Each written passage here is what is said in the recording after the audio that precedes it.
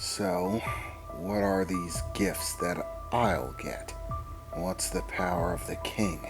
I asked, curious about what this power was going to be. No, it's not time for that yet, the voice replied. Our bond is still new. You wouldn't be able to use my power right now even if you wanted to. It will take time. These things are not instantaneous. Our bond has to set. The connection between myself and you has to be complete before the process can begin. Right now, you are only experiencing the beginning elements, the most basic advantages to being bonded with a symbiote. The first thing I started working on was the regeneration, the ability to heal from injuries, as it was something that you needed. And with the damage to your arms, it was important to make that a priority. I can sense the injuries to your body. After all, I am a part of you, so long as we remain bonded. And having a host with crippled arms would not serve me well.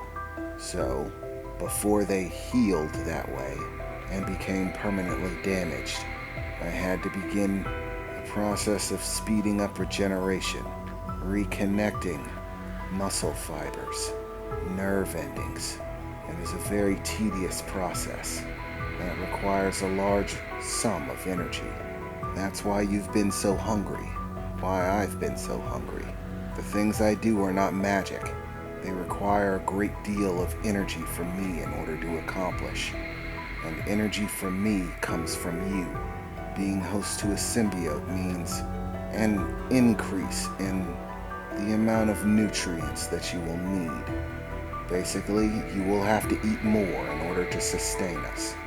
But for the gifts I offer, that is hardly a high price to pay. Honestly, right now, I'm feeling extremely taxed. Our bond isn't even complete, and I've had to do an exceptional amount of work healing you. It's exhausting. Even having to talk to you right now is burning energy.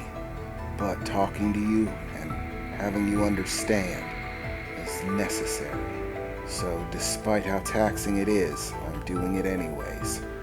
But I will still need more time before you can actually access the full measure of the advantages that you gain.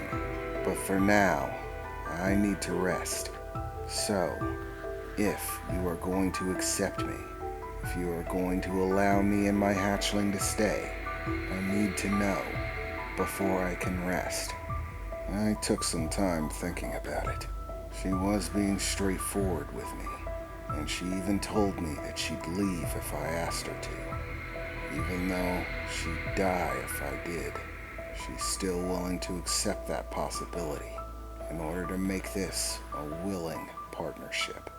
She healed injuries that even modern medicine couldn't do anything about. And she has the goal of helping her race, of saving lives. Would it be right for me to refuse this? I mean, even if they're not human lives, the lives of her race are still lives nonetheless. Those are sentient beings with complex feelings and emotions. They have loved ones, children. No, I won't cast them to the wind. Whether they're human or not, that's not the factor that should matter. They're alive. They're capable of understanding pain and suffering and kindness. They're people. Maybe not human ones, but they're people nonetheless that need help. If by random chance that I'm the only one who can do it, it's not fair to just cast them to the wind, to say that they don't matter, just because it'd be easier for me to get my arms healed, and then just tell them to shove off, like they didn't do anything for me. No, I'm not gonna do that. Okay, Snake Lady, you got yourself a deal. I'll help you with whatever I can. I'm not promising to be the salvation of your race. I don't really know if I can do that. But I'll do whatever I can. So you and your kid can stick around. And I guess we'll just see where it goes from here. Thank you, the voice replied. I assure you, you will not regret this.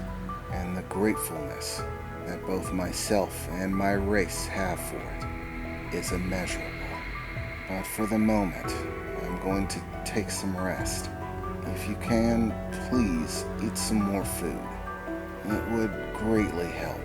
I've expended a great deal of energy having to fix those things without a complete bond is extraordinarily difficult.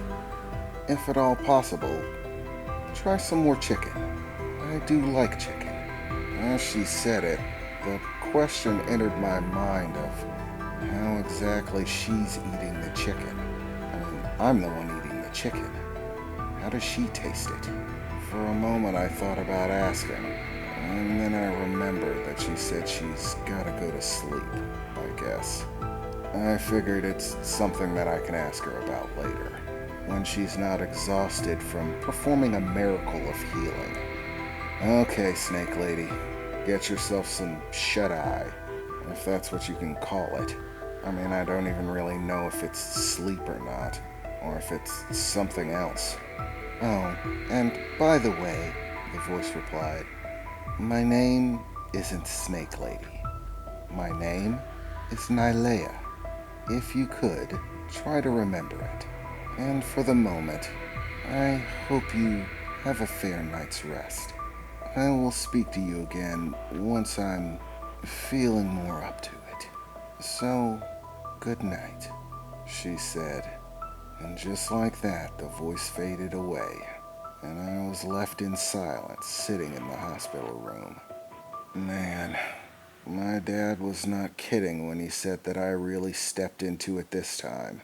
I am officially playing host to an alien symbiotic organism with aspirations of saving an entire race. Oh, it just sounds like a bad superhero movie the more I hear it. I mean, everything tends to work out in those movies, but this is hardly a movie. But on the other hand, superheroes tend to get hot dates, so that might be good. And while I'm up, I think I will go get something to eat. I am hungry after all. As the rest of the day rolled by, I kept getting up to get periodic snacks. I tried not to be too suspicious about it. Luckily, while my phone was trashed, my credit card seemed to be just fine.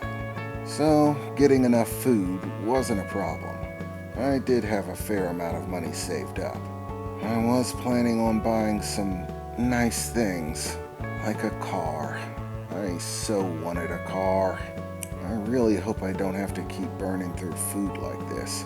I ended up spending over $150 getting food.